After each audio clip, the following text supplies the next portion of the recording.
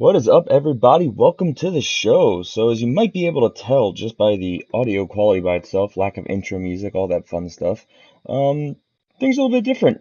I am currently not in the studio. I am on site at a location where I'm trying to work on some big things for the show. Did not make it back to the studio, so unfortunately, CJ and Jason will not be joining me today. But this is the Fantasy Football Fanatics podcast. I want to welcome everyone to the show. It is Tuesday, September 12th. I'm your host, Griffin Palmer. As always, I'm going to be bringing you all the goodness for today's show. Today, of course, we are going to be doing our top studs and duds recap from week one. We're going to be taking a look at some of our top waiver wire targets for week two, bringing you all the top headlines from around the league. Lots of stuff to get to today, and going to try and power through. So no music. I don't have any of the right equipment with me, just bass recording stuff, and yeah. So we're just going to have some fun football talk, and hopefully you guys enjoy the show. If you are new to the show listening right now, please be assured that this is not the quality of the audio production. It's normally much nicer than this, but just rolling with the punches here. You gotta keep moving. So a little bit of bookkeeping, as always. Please make sure you guys subscribe to the show. We are on iTunes, Stitcher, Podcast Addict, YouTube, the works. You can always subscribe to the show on Twitter at the FF Fanatics. Easiest way to keep up to date with us in between shows. And we were tweeting out all these injury updates, and man. Oh, do we have some heavy blows to get to today?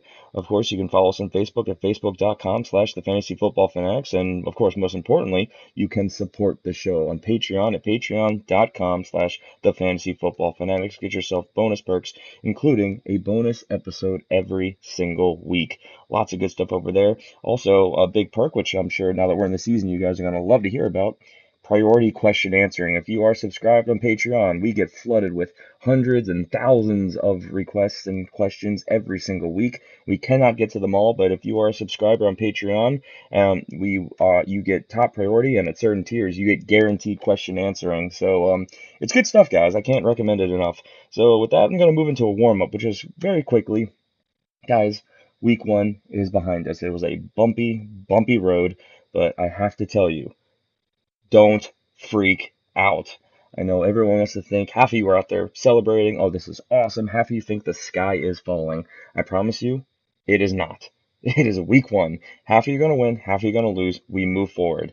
And, bottom line, you do all this off-season research and you think, your team underperformed. You think the sky is falling. I guarantee you, not the case. You guys, we're going to turn this around. That's why we do what we do. We're going to focus on waiver wires. People had bad weeks. This was, of course, a massive disappointment of a week in general. Statistically, there was about half the touchdowns that they averaged on a per week basis last season, so low scoring. So if you guys had high volume or high PPR guys, obviously you did better. A couple guys out there, of course, had big breakout games with a lot of touchdowns, which of course put them very high in the point production. We'll get into that, obviously. But some things to keep in mind as we move forward, guys. Pay attention to waiver wire drops. People that were drafted are people who are going to have way more upside than anyone you're most likely targeting on your waiver wire, and people are going to drop these guys to pick up waiver wire targets, especially the ones freaking out. Don't forget to pay attention to who is dropped. And then don't forget that you can now probably sell high on some of these guys who did overperform and try and buy low on some big names, because again, when people freak out, they make crazy bargains. They think the sky's falling. Capitalize on that. That's all the most essential stuff to break through today. And of course, a little bit of side note, we want to talk about our industry league that we're in, that we mentioned before. Now it's a 12-team league. And I want to run you down the three top scorers, so you know that you've got a good source of knowledge here. Falafel House, which is Fantasyland, so on and so forth. They were the third highest scorer in the league with 103 points. The second highest scoring team in this league was Sidestream Football, which was 139 points, and then the Fantasy Football Fanatics, the top scoring team in the league, 156.6 points. Man, it's good to be right. We're not always going to be, but we're going to do our best. So with that, let's move into our studs and duds section for this week. Now, let's recap week one. Remember, this is all based on standard scoring, 6 points per passing touchdown. So, just extrapolate that forward based on your league scoring. But we have to start, of course, with the quarterback position, where holy crap, Alex Smith, where have you been? Why is it that as soon as you get some fire behind you, somebody pushing you for your job, out of nowhere, you just come out and put up a career game? His Passer rating in this game, 148.6. His average for his career is around 89, low 80s, high 90s. He's had 1 year with the 49ers where he played half the season where he got over 100. So, hey, if we can see a lot more of this Alex Smith, obviously pass catchers get a big bump. And, I mean, he went 28 for 35, 368 yards, and 4 passing touchdowns against the Patriots in New England. Kudos to you, Alex Smith. Now, I'm going to say, streaming option? Absolutely. But am I going out and burning fab to acquire Alex Smith? Not even a little bit. Don't do it. He has these games where he turns it on, and now he's going to disappoint you. I guarantee you more often than he's going to have these weeks, which is why his season-long numbers average out the way they do. So, I mean, hey, if you are in a two-quarterback league or you're in a deeper league and you don't like your starter, or your starter drastically underperformed, or, it's just one of these guys, if you drafted a Blake Bortles, Alex Smith might be a better option. Just saying. Blake Bortles just lost his number one weapon, which we're going to get to very soon. Next guy was Matthew Stafford. Alex Smith, 40.6 points. Matthew Stafford, 35.8. He went 29 for 41, 292 yards, and also 4 touchdowns. Man, good game there. Holy crap. Did not necessarily see that coming. None of us did. I know that Jason Guerrero did not see that, against his Cardinals, 4 passing touchdowns. That's really disappointing for him. Sorry about that, Cardinals. And of course, Sam Bradford, Monday night, 31.54 fantasy points. He went 27 for 32, 346 yards, and 3 touchdowns. Man, Sam Bradford, a lot like Alex Smith. I mean, well, Sam Bradford, hyper accurate, but he's never been that big numbers guy. He has a real chance. He's got a lot of weapons around him this year. Let's move on to some running backs. Obviously, you guys saw the Thursday night game. We talked about this extensively. No need to deep dive on it, but Kareem Hunt, 40.6 fantasy points. So guys, if you listened to us here at the show, you're pretty happy right now, is all I'm saying. We were talking this guy up ever since Spencer Ware went down. He looked the part. He went out. He did the thing. 17 rushing attempts. That was it. 17 attempts. He didn't even get to 20, and he did 148 rushing yards, 1 touchdown. Also caught 2 passes for 98 yards, 2 receiving touchdowns. Obviously, he had the 1 fumble, but who cares? At the end of the day, massive amount of points. And by the way, guys, just if you're crunching the numbers, that is a 8.7 yards per carry average that he had as well. So, yeah, that's good stuff. Mike Gillislee came in second. Kind of shocker here. And I'm going to go ahead and say, guys, pump the brakes on Mike Gillislee. Yes, he went out. He had 3 touchdowns, but he also had 15 rushing attempts for 45 yards. Not very good. But the stat that really scares me here, he was only on the field for 24 of the 81 offensive snaps that the Patriots had. That was a 29.6% snap total. That's not a share that I am excited about. If I was you, sell high.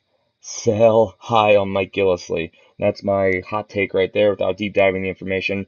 But it's still an incredibly crowded backfield, and he was not getting a large enough target share. 15 rushing attempts is not enough to hang your hat on.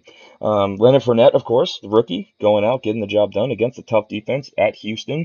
26 attempts for 100 yards, so not great. 3.8 yards per carry. Got a touchdown, but it was enough to land him, obviously triple-digit rushing. Got the touchdown. No, 24 yards receiving. I mean, he had a good week. That's what we wanted to see, and he looks like he is going to run the ball a lot, especially because of additional reasons we are going to talk about very soon, injuries that happened in this game.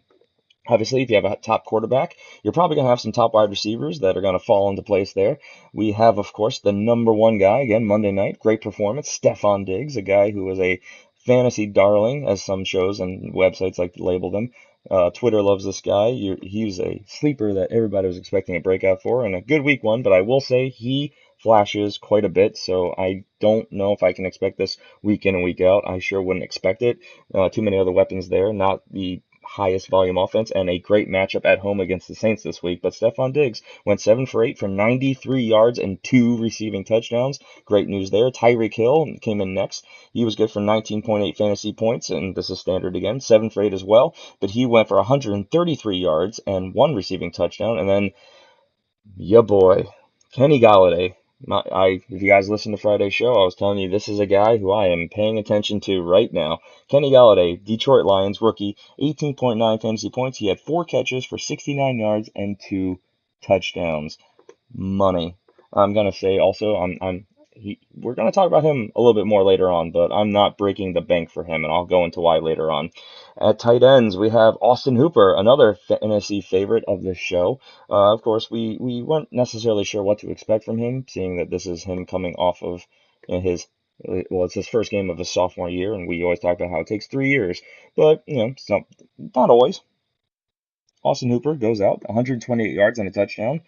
Great job there. So he did that on 2 catches, by the way. At least that's what the stats are telling me, which seems high. I have not deep dived on the analytics of this game. I just watched the highlights so far. Again, I'm on location. I haven't been able to sit and watch everything. But yeah, if that is as accurate as the NFL.com is telling me right now, I'm looking right at it. That's wow. Jesse James, Pittsburgh Steelers, 16.1 next, 6 for 8, 41 yards, 2 touchdowns. And Jason Witten, 11.9, 7 for 9 for 59 yards and 1 touchdown. Those are your top performers for week number 1. If you had one of these guys, you're probably feeling pretty good about your team right now. However, as usual, the list of duds goes on and on and on and on some more. We have, of course, the quarterbacks. Brian Hoyer, 3.22, which it was funny because, I've talked this guy up quite a bit this offseason, but then Jason tried to give me some crap on our private messenger that we have, and I said, yeah, I never said to start him this week. Bad matchup. So, yeah, if you started Brian Hoyer this week, yeah, bad call on your part. 3.2 fantasy points, not very good. Eli Manning, a big letdown. Man, 6.7 fantasy points. Odell Beckham Jr. being out clearly has a massive impact on this team. So, guys, we got to pay attention. I mean, we got Brandon Marshall there, who's clearly still gelling, doesn't have a clear role in that offense. A rookie at tight end. So it's basically Sterling Shepard and Eli Manning right now when Odell Beckham is out. So that's something to be very wary of. Russell Wilson, a big letdown as well. Shocking, 8.84 fantasy points against the Packers. Not what anyone really expected, but we probably should have. If you look back over his career, he does not fare well in Lambeau usually. And then a couple honorable mentions that also let you down. Of course, Joe Flacco, good for 8.84 as well. I mean, he was against the Bengals divisional game. People expected that, but if you had to start him 2 quarterback league, that's not good. Also coming off an injury, so I don't know if we can really say he was a dud because I don't know who was expecting a big game from Joe Flacco. I'm a Ravens fan, and I can tell you I sure wasn't. Tom Brady, 10.68, obviously a big letdown there. Carson Palmer, 10.96, getting shut down by that Lions defense, surprising to a lot of people. Of course, Blake Bortles, not surprised here, 12.3, and Kirk Cousins, 12.6. Big letdowns from some names you probably were starting. Let's move on to some running backs where we have Eddie Lacy, who went for 0.3 points. So much for the revenge game against the Packers. And I've been seeing a lot of people talking about go ahead and drop him. I'm not there yet, but I am really, really freaking close. I mean, 0.3 points when Thomas Rawls wasn't even playing. And Thomas Rawls, again, we're going to talk about this soon. He's supposed to be back next week. I am not excited about Eddie Lacy. We know that offensive line is crap. The whole team struggled, but I mean, I guess the team just knew how to play him. I mean, it was his old team. Joe Mixon, of course, 2.4. CJ and I believe it was, got into a little debate about this, or was it Jason? Either way, saying that this was a good guy that they were excited about for playing, and I told you pump the brakes, and this is why. Not only were they going against my Ravens defense, which had a phenomenal performance, and can we talk about those defenses really fast that we were right about all offseason? Freaking, what was it? Ravens, the Jags, the Rams, 3 defenses that we were all high on as a show that just went out and put up top performances in fantasy? Holy crap. But anyway, back to Joe Mixon, 2.4, not surprised, going against a really good run defense, divisional game, and in a 3-headed attack. The rookie not getting a big opportunity. Looked good when he did get the opportunity, but not a lot of running lanes, and unless there's an injury, I don't see him getting much separation in the near future. Paul Perkins, 2.5, not really too surprised about that. We've not been too excited about what we've been seeing from him. And, all the opportunity in the world, but he's not living up to expectations. A couple other notable names that let you down. Rob Kelly, 3 points. I mean, that Eagles front seven is pretty darn good, and he's fighting for his job, which is why this is kind of surprising. Another guy who really let you down, which I know people are freaking out about, hearing a lot about this, Le'Veon Bell, 4.7. Guys, it was his first week back with the team. He's not quite in shape. And people are saying, oh, well, maybe this was his punishment. No, this has nothing to do with anything. They're limiting his touches. They're trying to get him back into the rotation. They were winning. It's I'm not scared of Le'Veon Bell. Try and buy low on him if you can, because I know people are going to be freaking out about it. He's still a big injury risk to me. He still scares me a lot, but I mean, look, he's a top two pick in fantasy, and you might be able to acquire him on the cheap right now. So, if someone offers you a ridiculous deal for him, go for it. Can't say that enough. Frank Gore, 5.2, no surprise there. With Andrew Luck being down, they're just going back to stacking the line against him as they've done in years past. So, Frank Gore against loaded fronts, he's not going to be too productive at this point in his career. And DeMarco Murray, only 6 points. Big letdown there. Ah, DeMarco Murray, and I traded for you in a league too. Some wide receivers will let you down. Kevin White, zero point 0.6 points. We'll get into that one. This guy is cursed. It's too bad. Mike Wallace, zero point 0.8, just game script. They weren't letting them go deep very much. Tyler Lockett, who's going to have a bigger role this coming week, we've already heard, zero point 0.8. I mean, that's coverage. That's the way it was. He was out there. And some notable mentions. Brandon Marshall, 1 point. Big surprise, big letdown. Really, really great opportunity. Should have had a lot of volume. That whole game did not go the way the Giants thought it would. Eric Decker, 1 point. It does not seem like he's gelling with that team there. Martavis Bryant, 1.4. I cite you back to my argument that I gave with Le'Veon Bell. It's just, he hasn't been with the team for very long. He's still getting his feet underneath him. He's still getting that offense. And I'm not too concerned about it. Of course, Allen Robinson, 1.7. He got 17 yards on one catch, and the rest is history. We'll get to that very soon as we get to the top headlines. Kelvin Benjamin, 2.4. T.Y. Hilton, 3.7. John Brown, 4.2. Dez Bryant, 4.3. I know everybody's freaking out about Dez. Guys, don't freak out about Dez. He was targeted incredibly frequently in the red zone. It's just Dak Prescott, he couldn't quite get his feet underneath him for like the first quarter, first half of the game. As he started to calm down, he was starting to get more on target. I think Dez is fine. Don't freak out. Devonta Adams, he was going up against one of the best defenses and best secondaries in the league. Calm down, guys. Sammy Watkins, no surprise there, 5.8. Alshon Jeffrey, 5.8. Doug Baldwin, 6 points. Terrell Pryor, 6.6. And Julio Jones, 6.6.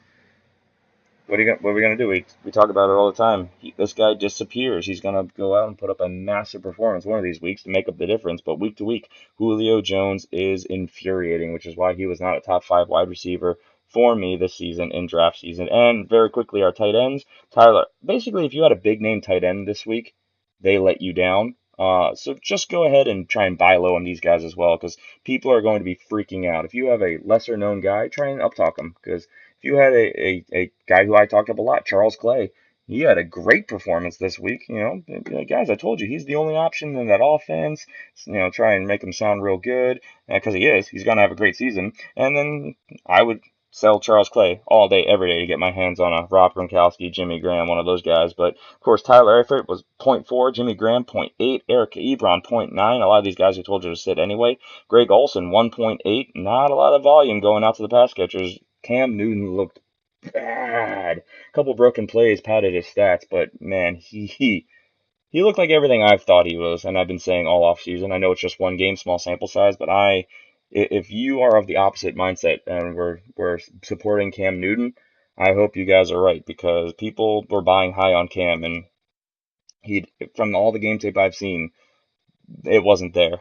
David Njoku, 2 points. Rob Gronkowski, 3.3. Jordan Reed, 3.6. Zach Miller, 3.9. Jack Doyle, 4.1. No surprise there. Martellus Bennett, 4.3. No surprise there as well. A lot of pass catchers in Green Bay. Travis Kelce, this one surprised me, but of course we all know what happened there. 4.4 points for Travis Kelce, being shut down by Eric Berry before Eric Berry went down with an Achilles injury. Now done for the season, of course, which, man, does that suck. I know we talked about it on a Friday show. This is old news, but that's just devastating. Let's see. Beyond that, we have Evan Ingram, 4.4. Again, a rookie. No surprise there. And CJ Fedorowicz, 4.6. That whole Houston offense struggled badly. So with that, let's move on to some top headlines from around the league. Let's start with an NFL headline or league-wide headline, I should say, where the NFL has officially appealed Ezekiel Elliott's injunction. So what does this mean? Basically everything we talked about before. There is a wide range of outcomes and variables. For all we know, Ezekiel Elliott could continue to have the entire season open to him. He might play 10 weeks, he might play 3, he might not suit up for week 2. We'll know more towards the end of the week and as we move forward. It's Man, Ezekiel Elliott, so frustrating. And he looked real good in Monday's game against the Giants. So it's frustrating to see. Quarterback news. Indianapolis Colts head coach Chuck Pagano already has come out and said, this is Tuesday. He said this Monday night that Andrew Luck will miss week 2. He will, quote, it will, quote, be a few more weeks, end quote. So, sky's falling around Andrew Luck, guys. I'm not sure what you can get for him. I don't know if I can recommend to drop him because when he comes back, because they're not going to bring him back until he's 100%. And when he's in, I mean, he's a top 5 fantasy quarterback, but you're going to see him probably get dropped a lot, especially for anyone who is reading these headlines. And I mean, if you have that roster space, I would probably think he's worth a grab and stash. If you have an injured reserve spot, maybe throw him in there. But we don't know. I'm now to the point where I don't think Andrew Luck plays for the first quarter of the season, so that's a lot of concern right there. Moving on, NFL Network's Ian Rappaport reports that the Texans are expected to start Deshaun Watson on Thursday night against the Bengals. Also, no surprise there, Trevor Siemian. It took him, or not Siemian, sorry, Tom Savage. It took him one half of being the starter to get benched. And then Deshaun Watson came out, and the offense started moving. So, I mean, why not go with the upside of the young rookie? Tom Savage is seemingly what we thought he was. A safe guy with really no ceiling. It's tough to say that, but it's the way it's looking. Let's move on to some running back news, and this is where, of course, it starts getting juicy's not the right word. Tragic might be a better word for it. Where you start with in Arizona, where Arizona Cardinals running back David Johnson left Sunday's game with a wrist injury. Now, what does that mean? Well, the range of possibilities are as wide as physically possible in the NFL. I have been hearing through so many sources that the timetables range from anywhere from 0 games, he will be back in week 2, to missing the entire rest of the season up to 15 games. So there it is. There's your season right there. There has been recent news that is suggesting extended time, though. A lot of things I'm hearing are now saying that it is going to lean towards the latter. He is going to miss more time than less. It's believed to be anywhere from a sprained wrist, which obviously would be great to put a splint on it, or support of some sort, wrap it up, go out there, rub some dirt on it, get back out there. Or it could be an SL tear, which is pardon this because it's going to be bad, scapholinate ligament. I don't know. I'm not a doctor. It could be a tear of a ligament in his wrist, which obviously that is detrimental and worst case scenario. So we'll see. The x-ray was negative, but it saw some signs that could indicate that a tear is present, though there have been various different opinions given by various doctors who have seen the x-rays, and these reports are coming out left and right. So they're seeking extra opinions, and of course now we as the public are waiting for MRI results, which he was supposed to get yesterday. We don't know. We're expecting to know more within the next 24 hours. So when we know, on Twitter at the FF Fanatics, we will tweet that out unless you want to wait all the way till Friday's show. But when it comes to ad drops, you can't wait that long, guys. So just give us a follow on Twitter, and we'll let you know when we know. Now, as I mentioned, I'm leaning towards the thought process he's going to miss a few weeks. I think he might even be put on injured reserve, and then they might designate to return him down the line because they've got 2 of those spots that every NFL team can do that this year. But if it's going to be significant, I see no way that they don't do that. They don't make a roster move to clear up some space. We've been hearing a lot of things, and actually an update that I just saw just as the show was starting to record. Arizona head coach Bruce Arians told reporters that David Johnson's initial prognosis is the same as TJ Logan's. Now, if you don't know much about TJ Logan, he is given a 12-week timetable. So if that is the case, we're talking about David Johnson being gone until your fantasy playoffs. And that could easily extend into the rest of the season. I mean, if they're put on IR, they don't have to tell us that they're designated them to return until they actually do it. So it's a huge gamble to stash him. Of course, we will let you know when we know more. Now, if it is the worst case scenario, they make this roster move. I know I'm kind of rambling on, but I want to make sure you guys have all the facts here. If this is the worst case scenario, the handcuff to target here is not entirely clear. Kerwin Williams is listed as the preseason backup on the official depth charts, but remember, Andre Ellington is in town. We're hearing a lot of talk about a committee. They Also, this happened pretty middle of the day on Monday that they have acquired DJ Foster off the New England Patriots practice squad, so they added another running back. Again, adding to this committee, adding depth. And we're also hearing a lot of rumors through various sources that the team might go out and pick up CJ2K, Chris Johnson, back up off well, I can't say waiver wire because he's not on any waiver wire, off the street. So he knows the offense. He was there last season. Obviously, he was there through the preseason. He didn't make the final 53, but this is a roster move that might be made. We'll see how it happens. So that is all the news, all the reports, all the variables that we know to this point on David Johnson. So we'll let you know when we know more. Again, easiest way to get that information as we find out is on Twitter at the FF Fanatics. Let's move on to the Baltimore Sun's Jeff Zrebic. I'm so bad with names, I know. Just kill me. He reported that the Baltimore Ravens, quote, fear is that Danny Woodhead will miss, quote, a significant amount of time, end quote. This is terrible. Not just as a Ravens fan, but if you guys were watching that game, Danny Woodhead was targeted often. He looked fluid. He was making one-handed catches. He was making it look easy out there against the Bengals, running the ball, catching the ball, doing it all. And then the hamstring that he aggravated during the preseason re-flared up, and now he's getting MRIs to figure out the severity. But we talk about this a lot on the show. Soft tissue injuries like these, they tend to linger, and odds are that after they saw this happen after a short turnaround, I would not be surprised if he misses 8 weeks or more, honestly. Obviously, we'll let you know when we know more, but I think, honestly, that's a realistic timetable. So the guy who's most likely going to step into that pass catching role now is Javorius Buck Allen. I know that's a name we haven't heard in a couple years. We were really high on him back in 2015, but then 2016, when they drafted Kenneth Dixon, he kind of fell by the wayside. But guess who's back? Back again, Buck Allen. So he's going to step into that role. A guy we'll probably talk about a little bit later on. Hint, hint, wink, wink. Let's move on to Seattle with the Seahawks, where head coach Pete Carroll, as we already mentioned, said that Thomas Rawls will play in week 2. So further dilutes the Eddie Lacy pool. But I'm not starting Thomas Rawls either because that's just too muddled for me right now. It's a wait and see approach for this guy. If you guys feel brave enough to start him, by all means, he can't be worse than Eddie Lacy was.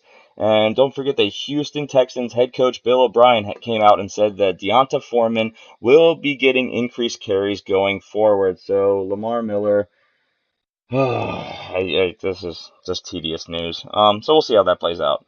And let's move on to the wide receiver position, where obviously we know the Jacksonville Jaguars wide receiver Allen Robinson left Sunday's game with a knee injury, the severity of which was not initially known until news broke on Monday afternoon that it is in fact a torn ACL in his left knee, I believe it was. He is done for the season.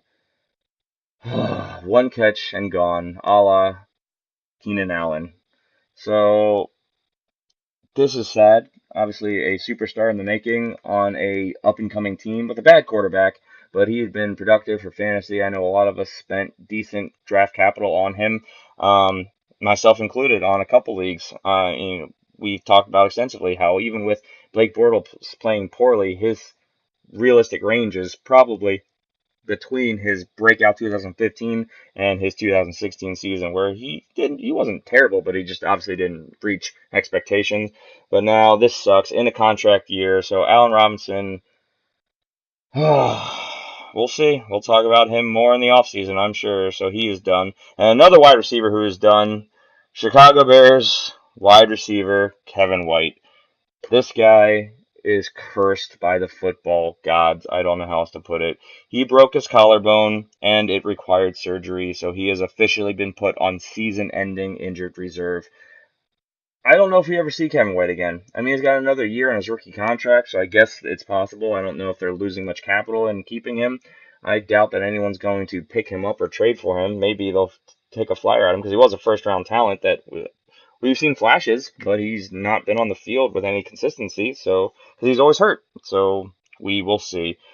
So that sums up the news. How are we doing on time? All right, we're half an hour in, guys. This is going to be probably a shorter show, just an FYI. But yeah, let's go ahead and dive into some of our top waiver wire targets for week number 2. That's why you're all here. This is, of course, our topic of the day. And I have to start right off at the top, right at the running back position, with a guy we kind of mentioned already, Javorius Buck Allen. Guys, Buck Allen, he looked really good in 2015, his rookie year. I know we kind of forgot about him in 2016, and that part of that was he lost the camp battles. He did not win the position, which is scary.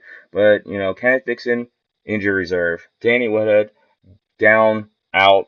My estimation is he's going to miss significant time. Terrence West can catch the ball, but he is a north-south runner. I think that if you're looking for a guy with volume and potential upside, Buck Allen could be that guy. I know it's a committee. I know it's scary. And, if you're in a less deep league, there's obviously a lot of better upside and sleepers and handcuffs to target. But we're looking at guys here that are available in probably all of your leagues. And Buck Allen is only owned in 1.6% of leagues. So if you're looking for a guy who's going to see an uptick in carries, catches, and just an overall role in the offense, Buck Allen could be a sneaky plug and play. So that would be my recommendation. Tariq Cohen of the Chicago Bears is CJ's pick. He's owned in 1.2% of leagues, even less. You're probably wondering who this is and why we're talking about the Chicago Bears. Well, Tariq Cohen is coming in and taking that. Oh, why am I blanking on his name?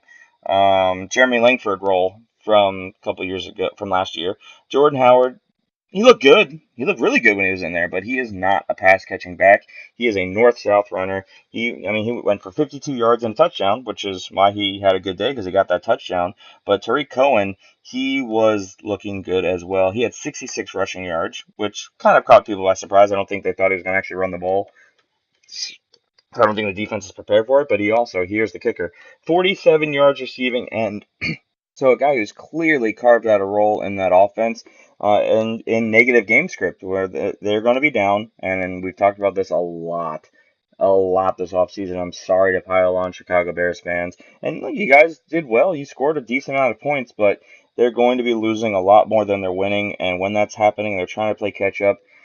We talked about this. This is why I was not high on Jordan Howard. I know that the industry as a whole, everyone was high on Jordan Howard. He had a great year last year. He was the second leading rusher after missing basically the first quarter of the year. I get all of that, but guys, he is not a great pass catching back. When you're playing from behind, you're playing catch up, you're passing the ball. That's not what he does. So his game script, his volume, his opportunity in this offense for 2017, not long term, not for dynasty, but for 2017, really concerns me. So if you guys are owners of Jordan Howard, I mean, I agree with CJ that Tyreek Cohen needs to be a guy that you stash because, I mean, he could be the better upside play here in the long run. It's definitely a high-level handcuff as well based on the production we saw in week 1, but we'll see how that plays out.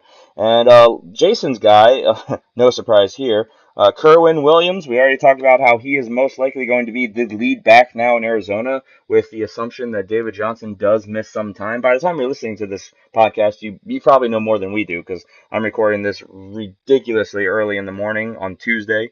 It's not even 3 o'clock in the morning here. So, I mean, look, I can only tell you what I know. But Kerwin Williams, we talked about how this is probably going to be a messy committee, but the guy who is probably going to be, if there is a workhorse, is probably him. And we've seen running backs in this offense. I'm not concerned about Andre Ellington. He is incredibly talented, but he is hurt so easily. He is Kevin White level of injured. And CJ2K, I mean, they have yet to make that move. They're bringing in a rookie, oh, not rookie, they're bringing in a player from a practice squad from another team who hasn't learned the offense. So I'm not worried too terribly much. I think Kerwin Williams is definitely a big upside play here, and he could potentially develop into a great option. And he looked good in the opportunities that he had once DJ went down. So, yeah, a guy you can pick up, and he's only owned in 0.2% of leagues. I will tell you that people just putting two and two together, I expect Kerwin Williams to have people burning waiver priority on him. I expect people to spend some fab on this guy. So, I mean, assess your team needs. I would not necessarily I would not throw the whole sink at this guy. I would probably see if he clears waivers. I mean, I'll throw a couple bucks at him. And, you know, if it's waiver priority, that's not the end of the world. That's what it's there for. So maybe put a claim in, but as far as fab goes, I'm not spending like 50, 60, 75% of my fab budget on this guy. It's seemingly at this point not going to be that situation, and it's just too muddied. We don't have a clear answer for David Johnson. I mean, well, obviously, if you're listening to this Tuesday, you might know more, and then that changes the situation. But even on the assumption David Johnson misses the whole season, we're just not sure how it shakes out. So I would throw a couple bucks at him. I would try and get him, but I would not try and make this your big splash for the entire season. There's just a lot of higher level handcuffs with clearer paths to workloads and opportunity than Kerwin Williams, especially because from what we're hearing, they're not done signing people. So I'm kind of rambling there, but I do agree with Jason. There's a lot of upside to be had there, a high ceiling pick. Let's move on to wide receivers, where a guy who I spoke highly of on the last couple shows, Friday show, the Patreon show, and that is Kenny Galladay. Guys, Kenny Galladay, we've been hearing about this for weeks now. He is a freakishly tall 6'4" receiver. He's fast, great hands, long arms. He is seemingly the main target in the red zone for this team. He matches Eric Ebron in size, but I mean, I think he just looks like a more dangerous weapon right now, just as a pure pass catcher. Obviously, Eric Ebron as a tight end is doing a lot more, but I love the upside here. I mean, this is a guy who simply went out and got you 2 touchdowns already. Now, I know the volume wasn't high. I'm not burning everything I have to get this guy. I mean, if you can get him, that's awesome. He's got a lot of upside. His floor, I think he's a low floor, high ceiling right now, just based on the volume. Only 4 targets, which is scary to me, or 4 catches rather. So we'll see how it plays out. But I mean, guys, it's week 1. I mean, these guys splash. Some people are gonna wait and see. Others might throw the whole sink at him. It's case by case, league by league. Take your chances. But if you need an upside play at a wide receiver, or if you lost an Allen Robinson, you're looking for another big, tall receiver who could feasibly become that number one guy, it could possibly be Kenny Galladay. Now, this being said, I will say his opportunity was created simply by the defensive packages that were scheming to take away Marvin Jones. Golden Tate was playing out of the slot, so he was drawing some decent coverage, but not number one coverage by any stretch of the imagination. So Kenny Galladay, he was he just exactly that. He was getting the third coverage. So I expect that to be the case going forward, unless this continues to be the trend. Multiple touchdowns, huge red zone weapon, and then we'll see. But again, he's owned in 1.7% of leagues, guys. He's definitely worth a flyer and a pickup. I know a lot of you out there rostering 2 quarterbacks, 2 defenses. Please tell me you're not rostering 2 kickers. So, I mean, it could be worth dropping one of those guys to pick this guy up. Another guy who we've talked about extensively, another rookie, Cooper Kupp. Los Angeles Rams, guys, he's owned in 4.6% of leagues. I don't know how that's possible, honestly. This is a guy who we've been talking about. Yes, he is I mean, easily the least known name, least the smallest household name being he's a rookie in Los Angeles with the Rams. I mean, Sammy Watkins is there, big name. Obviously, Robert Woods is there, bigger name. He's not a rookie. Tavon Austin, big name. But Cooper Kupp is the one that seems to have the rapport. He is the one that seems to be just primed for a very good season. He is, by all intents and purposes, the number one target there. 76 yards and a touchdown. I mean, I think Cooper Kupp has sleeper and breakout potential. He could be the top rookie wide receiver for fantasy when the season's all over. Because, I mean, obviously, I could really break down every single one of those categories, but you guys know what's going on. John Brown can't stay healthy. Mike Williams, he can't stay healthy. Uh, why am I blanking? Davis can't stay healthy. Well, he's healthy now, but he's in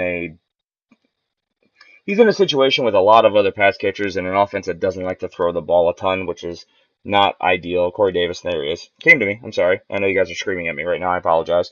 And, I mean, obviously Kenny Galladay I like a lot, but Cooper Kupp is going to be getting volume on top of everything else. I think he is obviously going to be the main guy, so I agree with CJ.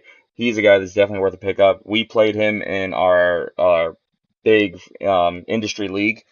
Paid off great. And obviously it was a great matchup against the Colts, so that's good. But just and also with this game, I know this is off topic. I'm sorry, I'm kind of rambling here. I am officially concerned about the one, the only Todd Gurley. Guys, Todd Gurley, yes, I know he went out and he had a decent week, but he was incredibly inefficient. I mean, he was primed for. I don't know if it gets a much better matchup than that. The Colts defense is very easy to run on, and he was given a ton of opportunity, a ton of volume, and okay, so I'll break it down. 19 carries, 40 yards.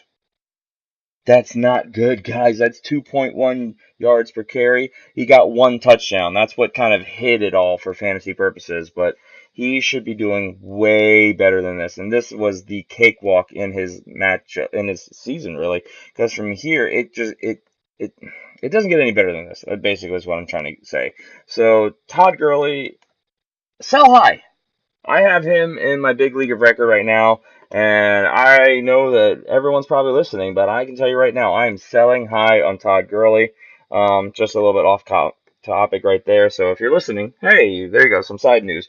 But yeah, Cooper Kupp, he's a good pickup. And let's move on to the last wide receiver on this list, and that is Terrence Williams, 2.4% owned by Jason, was his recommendation. Look, he got a lot of opportunity. I personally don't see it. Not that, okay, let me rephrase. Not that I don't see it, but I think that everyone's freaking out about Des Bryant right now, and I think that everything's going to be fine. So, if you want a piece of that offense, which is going to be passing the ball a lot more, Terrence Williams, he's been there, he's reliable. I'm not throwing a dart at Terrence West. If you're in a deeper league and you need help at wide receiver, go for it. I mean, Jason's throwing this name out for a reason. Obviously, the upside is there. Just me personally, I'm gonna definitely throw some serious effort at getting Kenny Galladay or Cooper Kupp, but Terrence Williams, I'm not gonna be too heartbroken if I don't get. Let's move on to our tight ends, and then we will be done. And I have to start with the guy who I mentioned already a few times, and this guy was a start for me. It doesn't get much better than this because this guy is probably going to lead his entire team in receptions. If not him, it's going to be a running back, which says enough. And if you haven't pieced it together so far, it is Charles Clay, owned in 3.9% of leagues. Guys, Charles Clay, he is going to simply dominate. And that's not to say that he's going to be an elite tight end, but for the Buffalo Bills, who are just devoid of pass catchers of talent on that offense. And I'm sorry, Bills fans, but you know it's true. You guys have all but admitted that you two are scamming for Sam. You've cut a number of your big players. You're salary cap purging. You're trying to acquire draft picks. It's what you're doing. You're playing for 2018. I mean, yeah, you went out there and you beat the Jets. So currently, technically, that makes you get the Bills are number one in the AFC East, which is kind of insane to say. But for how long? But Charles Clay, 53 receptions, one touchdown, and I think that that's going to be the pace of it. I think he's going to be the main pass-catching option in the red zone. I think he's going to be used a lot to move the ball in the middle of the field. I think it's honestly going to be Charles Clay and LaShawn McCoy. But LaShawn McCoy also has a history of getting hurt. Jordan Matthews is already hurt, banged up, playing through, but with limited time with the team and a bunch of other no-name pass catchers. So I love Charles Clay's upside. I think that his floor is relatively high and his opportunity produces a relatively high ceiling for him as well. And again, he's only owned in 3.9% of leagues. CJ's guy is the one and only Jared Cook. Now, I agree that this is a guy who would be good to have a piece of. He's owned by far the most. We're talking mostly single digits, if not less, with a lot of guys are said. Jared Cook's owned in 32.8% of leagues. And he's another red zone weapon for the Oakland Raiders offense, which is, I mean, they're going to move the ball. They're going to be in the red zone a lot. So the upside is there. I like Jared Cook a lot more for two tight end leagues. Charles Clay, I think, has standalone value, but Jared Cook I like a lot more because I think he's going to be kind of boom busty. He had 53 yards this week, I believe it was 56 yards. Sorry. So yeah, he's obviously productive, but I it's too small of a sample size for me to say he has standalone value. But I like him as a streaming option, especially as we get into bye weeks, and I definitely like him for two tight end leagues because he could break out and easily go out there and score one or two touchdowns. So we'll see how that plays out. And the last guy, another guy that we raved about for a while, and a lot of upside here, Austin Hooper. I mean, we talked about him even early on. I mean, he was the top tight end for week number 1. Crazy to say, but rookie tight end went out there 128 yards and a touchdown. Again, it says caught both of his targets for 128 yards. That is some serious production. So Austin Hooper, I'm not look. I'm gonna go ahead and say it right now. Austin Hooper will not have a game like this every single week. I shouldn't have to say it, but I know there's going to be people out there that are going to go out there and burn everything they have if they're in need of a tight end to get a player like Austin Hooper. Guys, this was a great week. He had 2 receptions for 128 yards. Hard to argue with that, but he's not going to do that every single week. There's too many options there. We already talked about how Julio Jones was basically a non-factor in this game. He was a dud for us. He's going to be the beneficiary of a lot of these targets and touchdowns more times than not. So a lot of upside in Hooper. I think he has standalone value, but I think he might be a little bit boom busty. It is a sophomore year. I have to see more in a new offense. Well, with a new offensive coordinator, I should say. It's the same offense in theory. So we'll see. Definitely got to keep an eye on, but he's probably going to get picked up. So if you need a tight end, buy low on him, but I would not sell the farm to try and get him. That's all I'm saying.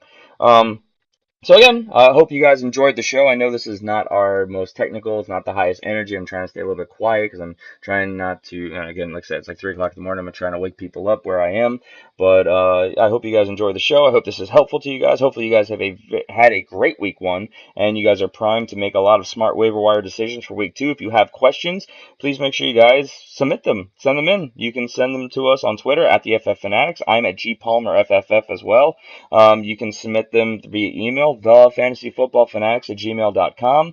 We are on Facebook at facebook.com/thefantasyfootballfanatics. If you support the show at Patreon, there's you can just question underneath any single one of the bonus episodes we do over there. And odds are you'll probably get the question answered. But yeah, just make sure you guys keep coming back every Tuesday and Friday. We're going to be here throughout the year with better audio quality, sound effects, more hosts. It's going to be a lot better from this point on, I promise you. But these weeks happen. But again, make sure you guys come back on Friday when we will be doing our starts and sits for week number 2. And obviously we will have a lot more information to go off on a lot of these question marks that we have right here at the beginning of Tuesday. So, all right. And with that, I'm going to move into the Patreon show, and it should be a lot of fun. If you guys want to catch that, again, The Fantasy Football Fanatics on Patreon. Just give us a search. All right. So we're out of here. No intro music because we're low key today. But yeah, I will see you guys on Friday. Take care.